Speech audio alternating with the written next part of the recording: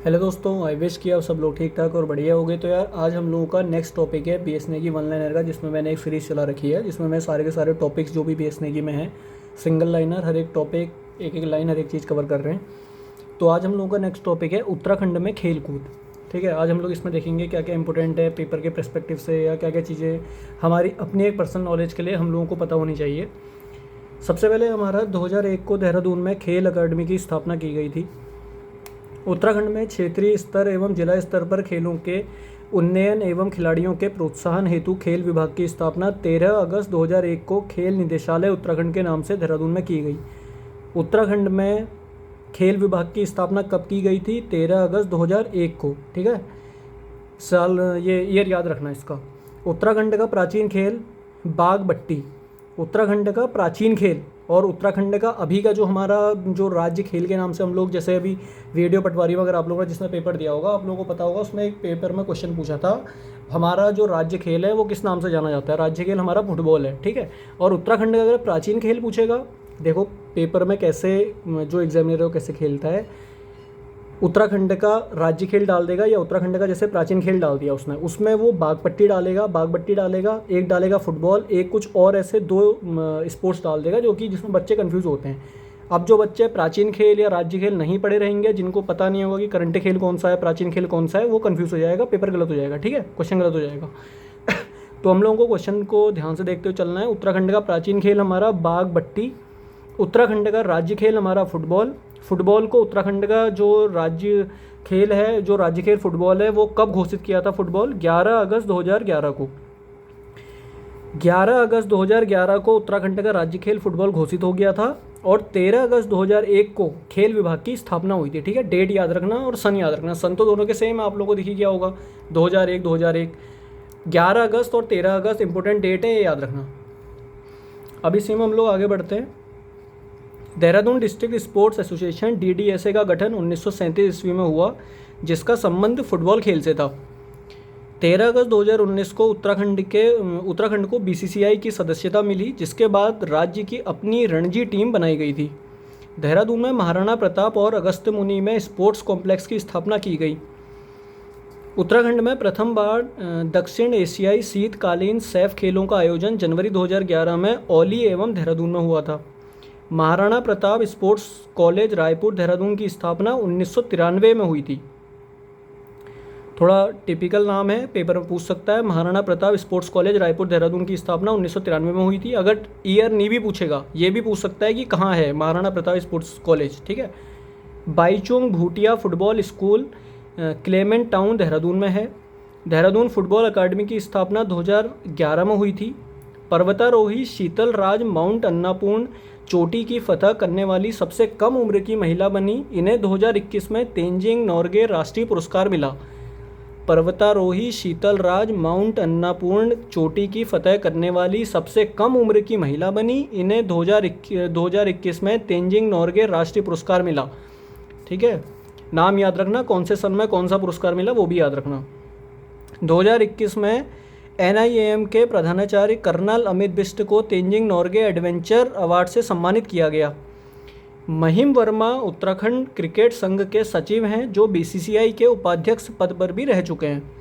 पूछ सकता है महिम वर्मा कौन है। ठीक है, जैसे ये वाला क्वेश्चन किस में आएगा, उत्तराखंड के ऐसे आएगा जैसे उसमें पूछता है नमक वाली बाई के नाम से किसे जाना जाता है, मशरूम गर्ल के नाम से किसे जाना जाता है, ऐसे ही पूछ सकता है जो महिम वर्मा है वो किस खेल से संबंधित हैं, या क्या उनका जो BCCI से उनका रिलेशन है या नहीं है, ये क्वेश्चन भी पूछ लेता है। ठीक है, महिम वर्मा हमारे क्रिकेट संघ के सचिव थे, जो BCCI में उपाध्यक्ष की पद पर भी रह चुके हैं। क्रिकेट एसोसिएशन ऑफ उत्तराखंड के संस्थापक अध्यक्ष हीरा सिंह बिष्ट रहे हैं। क्रिकेट एसोसिएशन ऑफ उत्तराखंड के संस्थापक अध्यक्ष हीरा सिंह बिष्ट, नाम याद रखना। नेक्स्ट है हमारा हॉकी खिलाड़ी वंदना कटारिया को उत्तराखंड सरकार ने बेटी बचाओ बेटी पढ़ाओ का ब्रांड एम्बेसडर नियुक्त किया। 13 नवंबर 2021 में इन्हें अर्जुन पुरस्कार से सम्मानित किया गया था। हॉकी खिलाड़ी वंदना कटारिया को उत्तराखंड सरकार ने बेटी बचाओ बेटी पढ़ाओ का ब्रांड एम्बेसडर नियुक्त किया। 13 नवंबर 2021 में इन्हें अर्जुन पुरस्कार से सम्मानित किया गया था। पैरा शूटिंग टीम के मुख्य कोच जय प्रकाश नौटियाल को 2021 में द्रोणाचार्य पुरस्कार से सम्मानित किया गया। क्रिकेटर ऋषभ पंत को उत्तराखंड सरकार द्वारा ब्रांड एम्बेसडर 2021 में नियुक्त किया गया। उत्तराखंड सरकार द्वारा ब्रांड एम्बेसडर 2021 ऋषभ पंत, नाम याद रखना, क्रिकेटर हैं। त्रिलोक सिंह बसेड़ा को आयरन वॉल ऑफ इंडिया की उपाधि पूर्व प्रधानमंत्री जवाहरलाल नेहरू के द्वारा दी गई थी।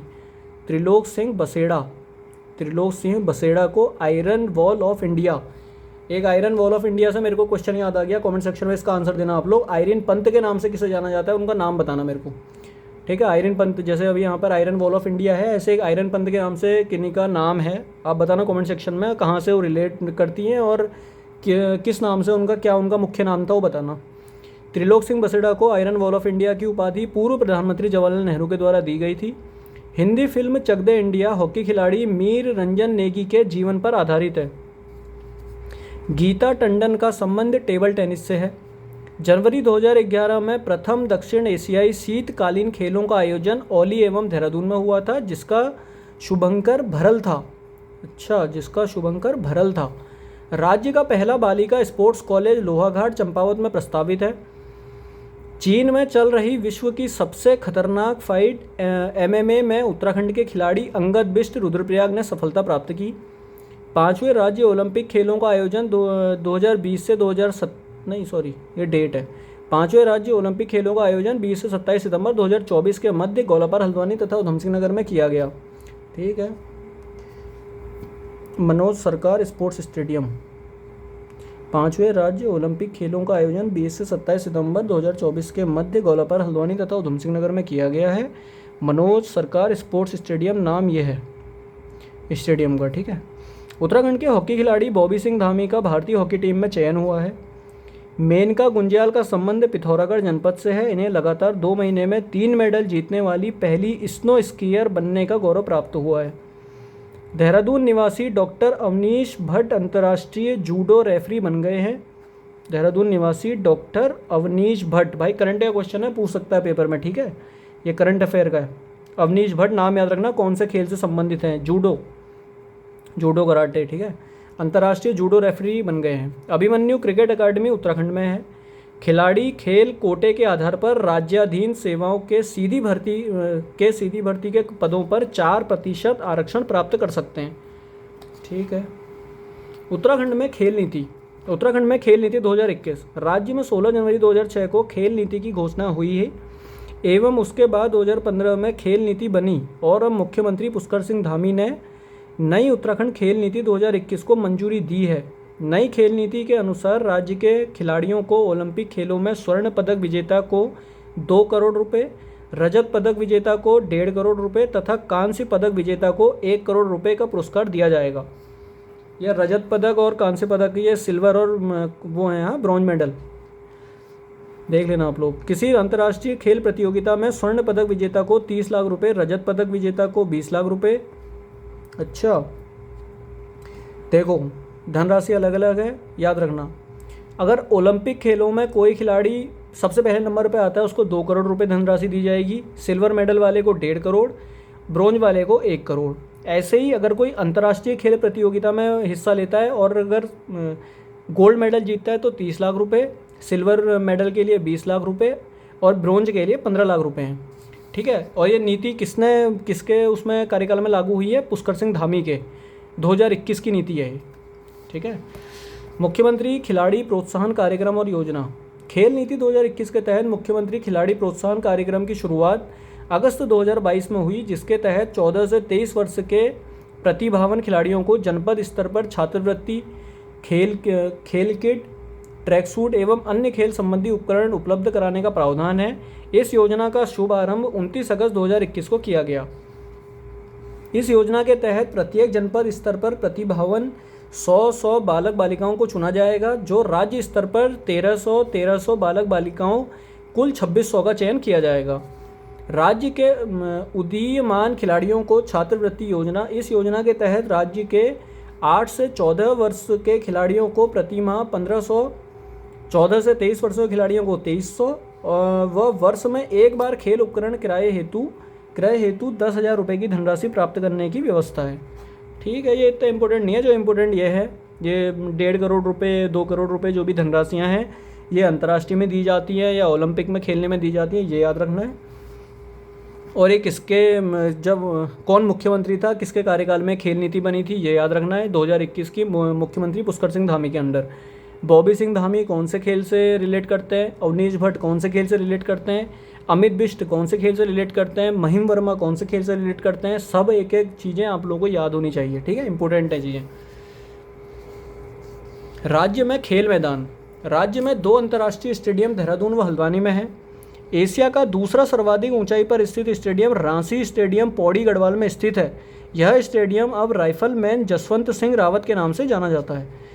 रांसी स्टेडियम का शिलान्यास मुख्यमंत्री हेमवती नंदन बहुगुणा जी ने किया था। मोहन जोशी पार्क अल्मोड़ा में स्थित है। HNB स्पोर्ट्स स्टेडियम अल्मोड़ा में स्थित है। उपट नामक गोल्फ मैदान अल्मोड़ा में स्थित है। इसे रानीखेत गोल्फ कोर्स भी कहा जाता है। नैनीताल पर्वतारोहण क्लब की स्थापना चंद्रलाल शाह ने ब्रिगेडियर ज्ञान सिंह के सहयोग से 30 सितंबर 1968 में की थी। देहरादून में उत्तराखंड का पहला क्रिकेट स्टेडियम राजीव गांधी अंतर्राष्ट्रीय क्रिकेट स्टेडियम बनाया गया, जिसकी क्षमता 25,000 है, 25,000 लोगों की, ठीक है, 25,000 है। इस स्टेडियम का उद्घाटन 16 दिसंबर 2016 को किया गया। राजीव गांधी क्रिकेट स्टेडियम को अफगानिस्तान क्रिकेट बोर्ड ने अपना होम ग्राउंड बनाया था। इंदिरा गांधी अंतर्राष्ट्रीय क्रिकेट स्टेडियम हल्द्वानी में स्थित है। इसका उद्घाटन 18 दिसंबर 2016 में हुआ। भाई एक बात बता दूं, अभी जो हम लोगों के 38वें जो खेल हुए थे, राष्ट्रीय खेल हुए थे, अभी आप लोगों को पता होगा, जो हल्द्वानी या गोलापार वाली स्टेडियम में हुए थे, इससे रिलेटेड करंट अफेयर में क्वेश्चन पूछेगा। इसमें फर्स्ट में कौन रहा, सेकंड में कौन रहा, थर्ड में कौन रहा, ठीक है।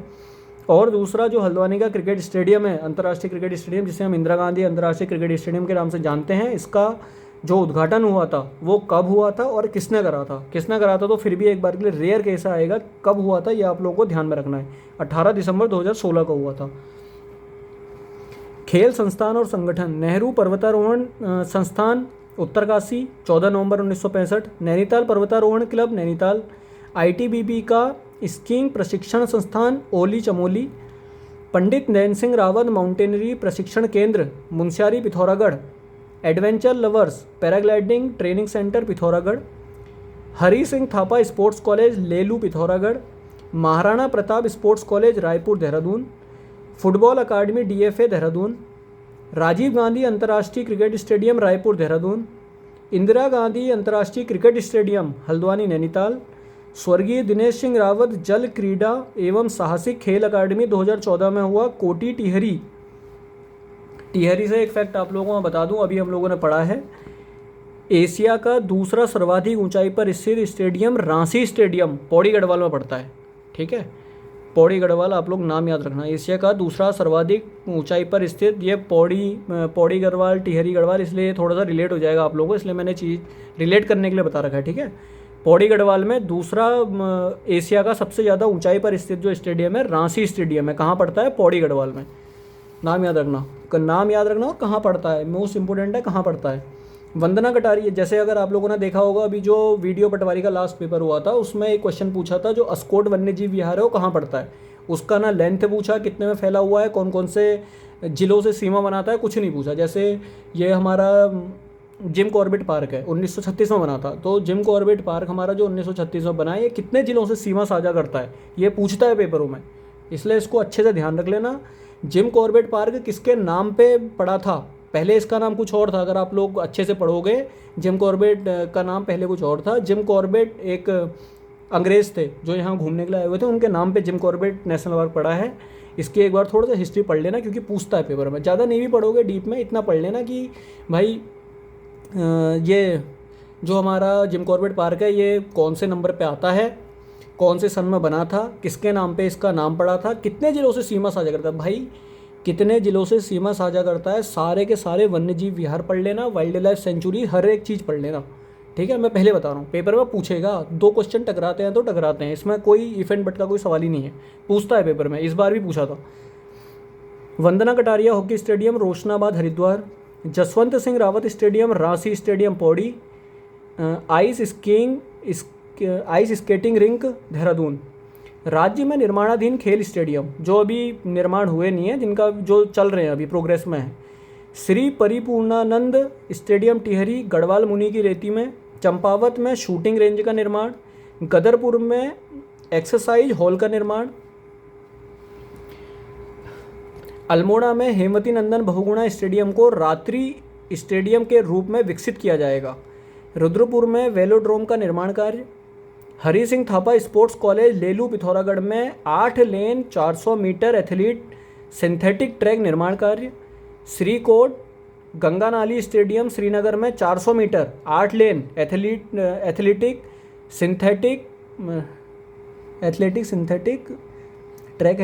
सिंथेटिक ट्रैक का कार्य निर्माणाधीन है, जिसका औपचारिक नाम CDS विपिन रावत स्टेडियम है। अच्छा, CDS विपिन रावत स्टेडियम के नाम पर पड़ा है यार, ये इंपॉर्टेंट क्वेश्चन है भाई, पूछेगा।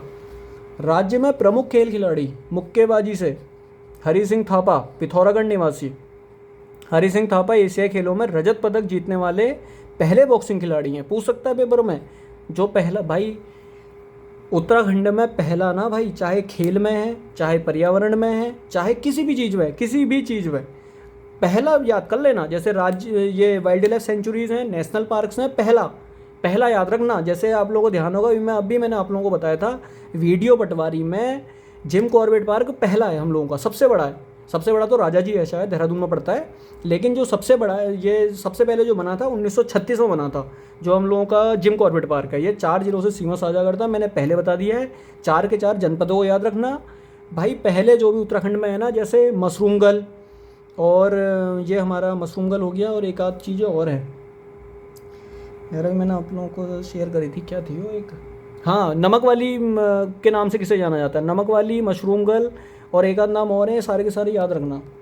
हरि सिंह थापा ये पहले बॉक्सिंग के रजत पदक जीतने वाले उत्तराखंड के खिलाड़ी हैं एशियाई खेलों में, इनका नाम याद रखना। पद्म बहादुर मल्ल एशियाई खेलों में प्रथम स्वर्ण पदक विजेता मुक्केबाज रहे हैं, इन्हें 1962 में अर्जुन पुरस्कार दिया गया था।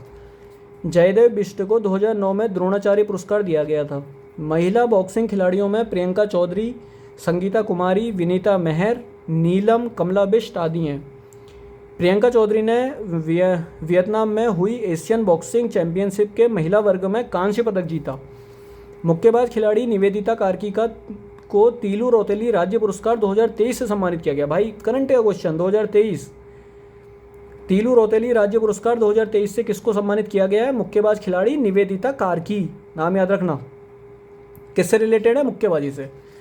पिथौरागढ़ जनपद निवासी निकिता चंद उभरती मुक्केबाज खिलाड़ी हैं। इन्होंने जूनियर एशियन चैंपियनशिप 2023 में स्वर्ण पदक जीता।